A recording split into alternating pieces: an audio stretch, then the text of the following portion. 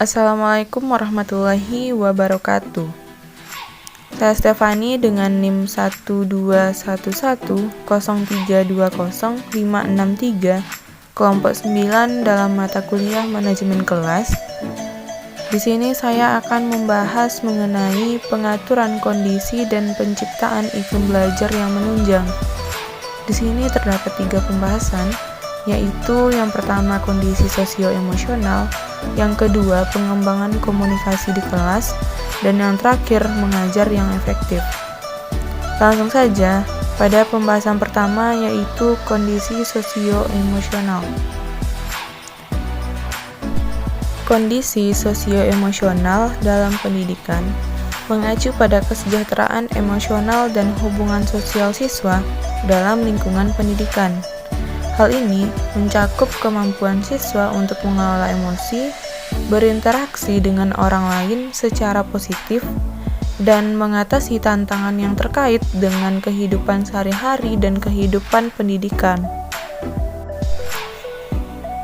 Dalam kondisi sosio-emosional, terdapat beberapa hal yang harus kita ketahui. Yang pertama, tipe kepemimpinan guru. Tipe kepemimpinan yang melekat kepada seorang guru.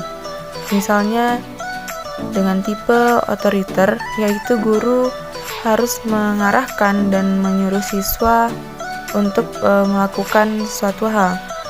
Dan ada juga contoh lain, yaitu tipe demokrasi, yang berikan kesempatan seluas-luasnya kepada siswa untuk mengembangkan ide-ide mereka. Selanjutnya, yang kedua, sikap guru. Sikap guru akan bergantung dengan situasi dan kondisi siswa.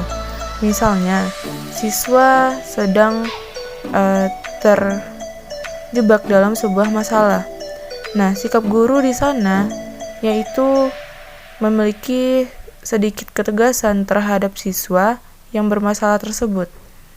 Nah, lain pula dengan kondisi siswa dan situasi di mana siswa mendapat sebuah prestasi. Tentu sikap guru akan mengapresiasi siswa-siswa yang berprestasi tersebut. Selanjutnya, suara guru.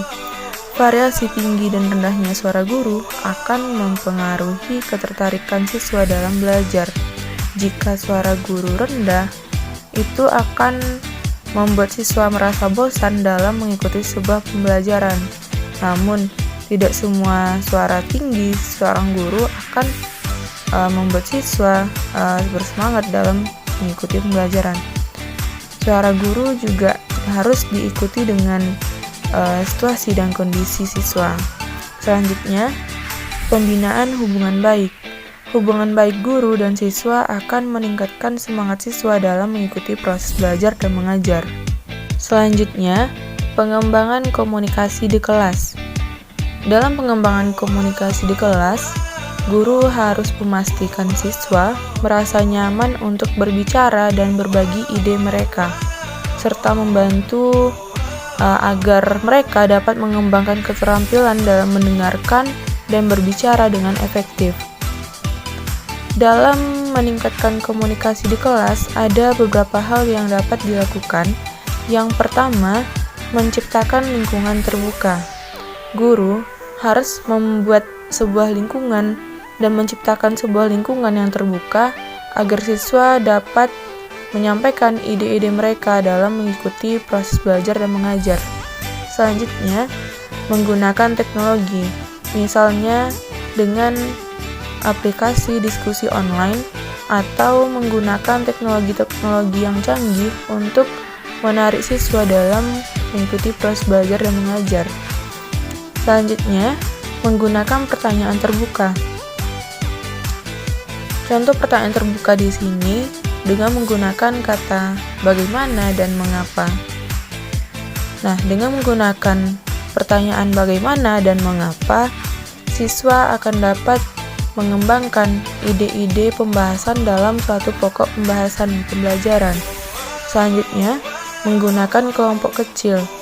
Dengan menggunakan kelompok kecil, siswa dituntut untuk bekerja sama dengan anggota kelompoknya dan harus bertanggung jawab dengan hasil yang mereka berikan.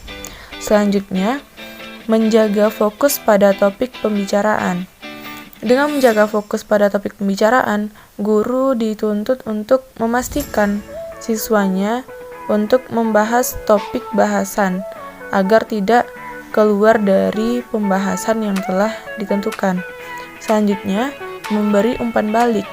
Dengan adanya umpan balik, siswa akan dapat mengubah cara mereka berkomunikasi dan dapat meningkatkan komunikasi mereka dalam mengikuti pembelajaran dan proses belajar mengajar. Selanjutnya, memberikan kesempatan untuk berbicara. Dengan memberikan kesempatan untuk berbicara, siswa akan dapat mengembangkan ide-ide mereka dalam pembelajaran. Yang terakhir, mengembangkan keterampilan mendengarkan. Dengan mengembangkan keterampilan mendengarkan, siswa dapat mendengarkan siswa lain dalam berkomunikasi di kelas. Pembahasan yang terakhir yaitu mengajar yang efektif. Mengajar efektif yaitu mengajar yang dapat membawa siswa belajar secara efektif, yang menuntut guru agar dapat menciptakan iklim belajar yang kondusif dan dapat menunjang terciptanya proses belajar mengajar yang optimal.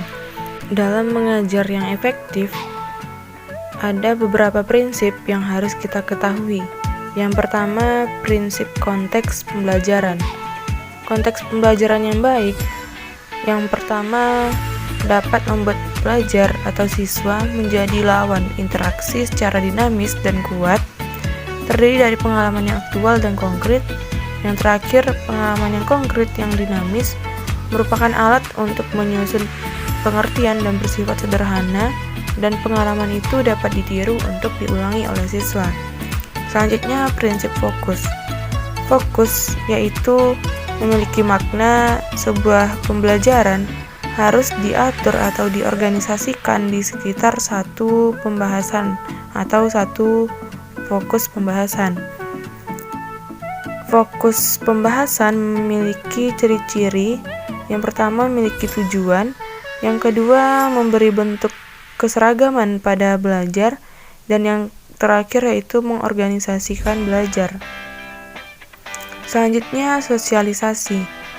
Sosialisasi yaitu dalam proses pembelajaran siswa berlatih bekerja sama dalam kerja kelompok, yang mana mereka bertanggung jawab bersama dalam proses pemecahan masalah yang timbul dari pertanyaan, saran, dan komentar mendorong yang membuat siswa berpikir lebih lanjut dan berusaha memperbaiki kekurangannya. Selanjutnya, individualisasi, yaitu dalam proses belajar mengajar, guru harus memperhatikan taraf kesanggupan setiap siswa dalam merangsang sebuah pembahasan. Selanjutnya, urutan. Dalam proses belajar dan mengajar harus diorganisasikan atau diatur dengan tetap berdasarkan pada prinsip konteks, prinsip fokus, prinsip sosialisasi, dan prinsip individualisasi. Namun, guru juga harus mempertimbangkan efektivitas dari serangkaian pembelajaran yang harus disusun secara tepat menurut waktu dan urutannya. Yang terakhir, evaluasi. Evaluasi belajar efektif harus dilakukan agar siswa dapat memperbaiki kesalahan-kesalahan atau kesulitan-kesulitan yang mereka hadapi dalam proses pembelajaran sebelumnya dan dapat dijadikan gambaran kepada pembelajaran ke depannya. Baiklah, hanya sekian yang dapat saya jelaskan mengenai pengaturan kondisi dan penciptaan iklim belajar yang menunjang. Saya akhiri, Assalamualaikum warahmatullahi wabarakatuh.